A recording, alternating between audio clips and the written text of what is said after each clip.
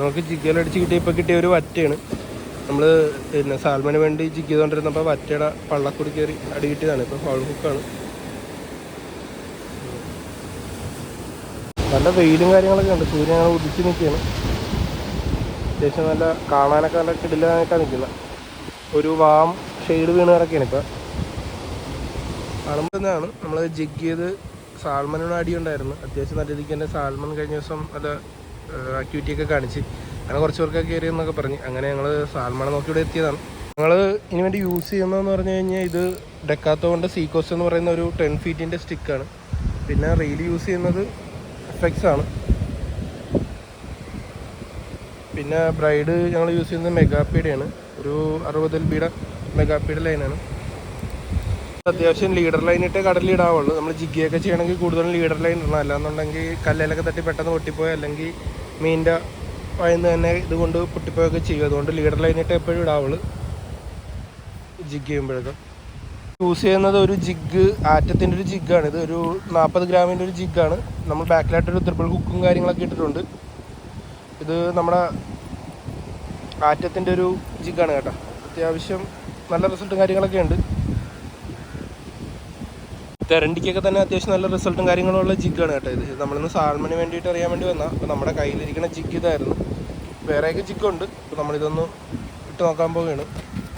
ഇതേപോലെ ഒരു കെട്ട് യൂസ് ചെയ്യണമെന്നുണ്ടെങ്കിൽ നമുക്ക് ഇത് പെട്ടെന്ന് തന്നെ ഊരിയെടുക്കാനും അതുപോലെ തന്നെ ഇതിലോട്ട് കയറ്റിയിടാനൊക്കെ പറ്റും. ജസ്റ്റ് കാണിച്ചു തരാം ഇതെങ്ങനെ കെട്ടണം എന്നുള്ളത് കാണിച്ചു തരാം. ഇത് ഇതുപോലെ മടക്കി എടുത്തിട്ട് നമ്മൾ ഇത്ര നീട്ടിയിട്ടിട്ട് ഈ ഭാഗത്തായിട്ട് സിമ്പിളാണ്. ഇത് ഇങ്ങനെ ചുറ്റിയെടുക്കുക. ഇതിൻ്റെ അകത്തോടെ 1-2 വട്ടം കൂടുതൽ വട്ടം ഇങ്ങനെ ചുറ്റിയെടുത്താൽ മതി.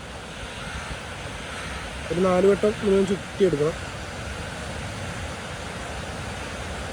എന്നിട്ട് ജസ്റ്റ് വലിച്ച് കഴിഞ്ഞ് കഴിഞ്ഞാൽ ഈ കൊട്ട് ഇങ്ങനെ ഒരുപോലെയാവും.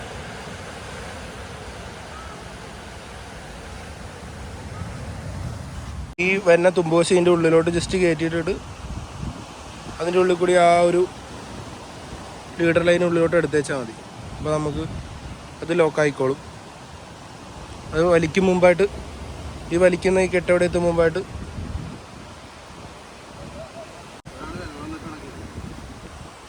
ഇതേപോലെ ഇതിൻ്റെ ഉള്ളിലോട്ട് ജസ്റ്റ് ഒന്ന് കയറ്റി കൊടുത്ത് വെച്ചാൽ മതി.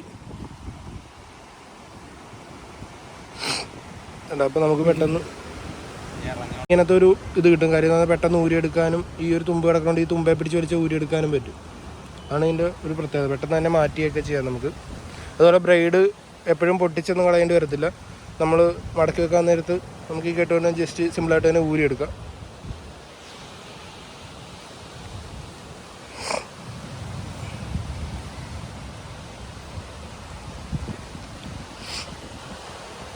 എപ്പോഴും നല്ല രീതിയിൽ തന്നെ നോക്കണം. കേട്ടോ അത്യാവശ്യം നമ്മുടെ കയ്യിൽ ഒരു ബലം പിടിക്കാൻ നേരത്ത് വന്ന രീതി മതി. ജസ്റ്റ് ഒന്നും അല്ല കറങ്ങണം, അത്രയേ ഉള്ളൂ. നമ്മൾ യൂസ് ചെയ്യുന്നത് ഇതാണ്, സെഡോണയാണ്. ഇത് ഷിമാനോയുടെ സെഡോണോ. അതുപോലെ തന്നെ ഒരു 10 ഫീറ്റ് ബ്ലാക്ക് റിവറാണ് സ്റ്റിക്കാണ്. ഇത് അത്യാവശ്യം ഹാർഡായിട്ടുള്ള സ്റ്റിക്കും കാര്യങ്ങളൊക്കെയാണ്. എല്ലാത്തിനും യൂസ് ചെയ്യാൻ പറ്റിയാണ്. റീൽ അത്യാവശ്യം നല്ലൊരു റീലാണ്. കാര്യം എന്ന് പറഞ്ഞു കഴിഞ്ഞാൽ നമുക്ക് അത്യാവശ്യം ബ്രൈഡൊക്കെ കയറും. 5000 ആണ് കേട്ടോ. ഇത് സെഡോണോയുടെ 5000 ആണ്. സാൾട്ട് വാട്ടർ അല്ല, ഇത് നോർമൽ ഫ്രഷ് വാട്ടർ റീലാണ്. എന്നാലും നമ്മൾ പോയി ക്ലീൻ ചെയ്തൊക്കെ വെച്ച് കഴിഞ്ഞാൽ കുഴപ്പമൊന്നും ഉണ്ടാകത്തില്ല.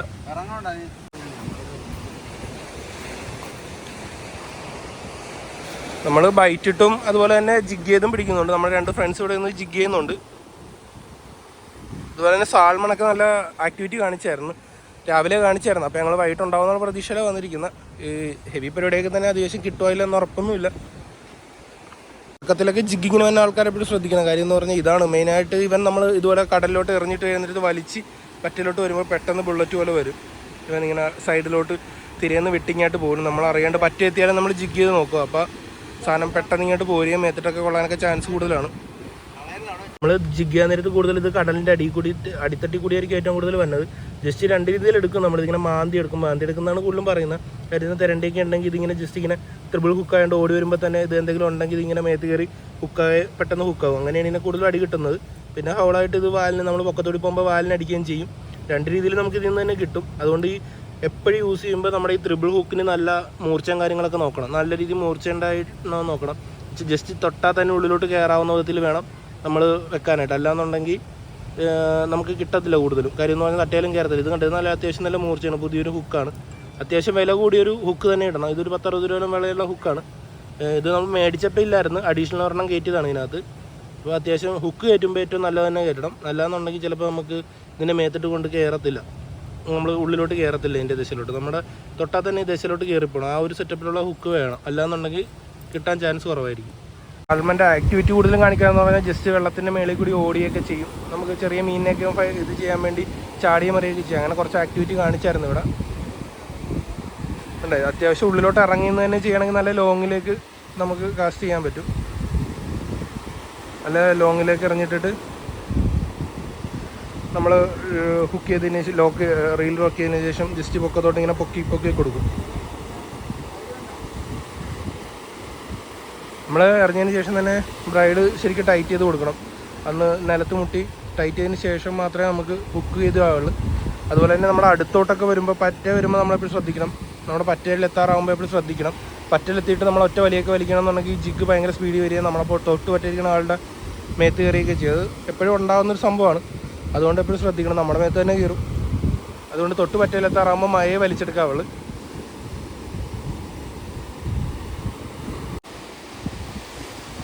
ആദ്യം എറിഞ്ഞിട്ടതിന് ശേഷം ജസ്റ്റ് ഒന്ന് ടൈറ്റ് ചെയ്യും. അതിന് ശേഷം മാത്രമേ ജിഗ് ചെയ്യുള്ളൂ. ആ ബ്രൈഡൊന്ന് നമുക്ക് ടൈറ്റ് ആവണം. അത് കഴിയുമ്പോൾ ഇങ്ങനെ ജസ്റ്റ് വലിച്ചു കൊടുത്താൽ മതി.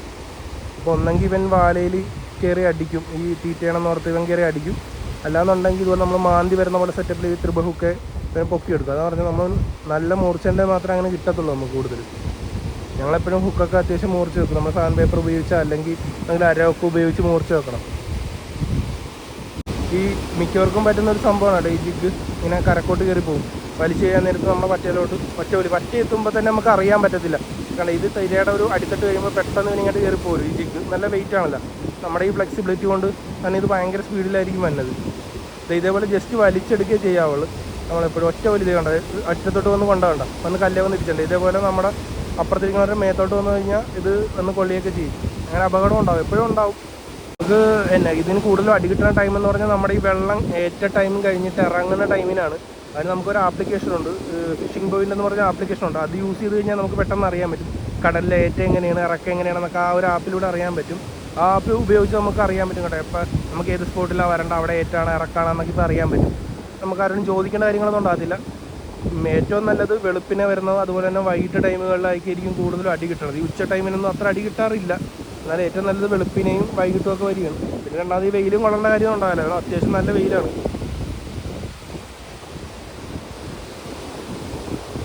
നമ്മൾ നേരത്തെ എന്ന സ്പോട്ടിൽ നിന്ന് ഇവിടെ സാൽമൺ കിട്ടുന്ന ഒരു സ്പോട്ടിലോട്ട് വന്നതാണ് കേട്ടോ. അത്യാവശ്യം നല്ല രീതിക്ക് തന്നെ സാൽമൺ മറയുണ്ടെന്ന് പറഞ്ഞുകൊണ്ട് നമ്മൾ ഇങ്ങോട്ട് പോകുന്നതാണ്. ഇത് അത്യാവശ്യം നല്ല രീതിക്ക് തന്നെ ചൂണ്ടക്കാരെ കാണാൻ. ഈ കാണുന്നതൊക്കെ ചൂണ്ടക്കാരാണ്. മൊത്തം സാൽമണിന് വേണ്ടി ജിഗ് ചെയ്തുകൊണ്ടിരിക്കുകയാണ്. ജിഗ്ഗയിലാണ് കൂടുതൽ അടിക്കണം എന്ന് തോന്നുന്നു. അതുകൊണ്ട് ജിഗ്ഗാണ് മിക്കവരും ജിഗ്ഗ എടുക്കുന്നത്. ടോപ്പ് വാട്ടർ എറിയുന്നുണ്ട്, ജിഗ്ഗും എറിയുന്നുണ്ട്.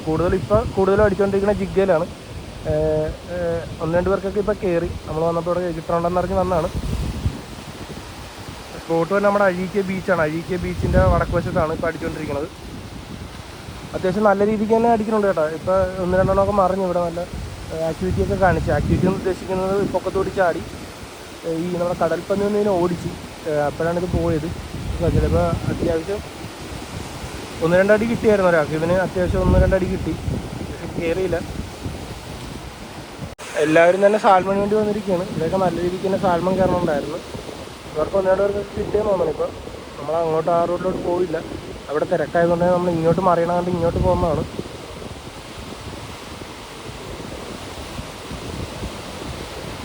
ഈ വലക്കാർ ബോട്ടൊക്കെ ഇടുന്നുണ്ട്. അവർ പിന്നെ ബോട്ടിൽ ഇത് വലയിട്ടുകൊണ്ടിരിക്കുകയാണ്. ബോട്ട് ഇറക്കിയിട്ടുണ്ട്. അത്യാവശ്യം മെയിൻ ആക്ടിവിറ്റി കാണിച്ചുകൊണ്ടാണ് അവർ ഇറങ്ങിയിരിക്കുന്നത്.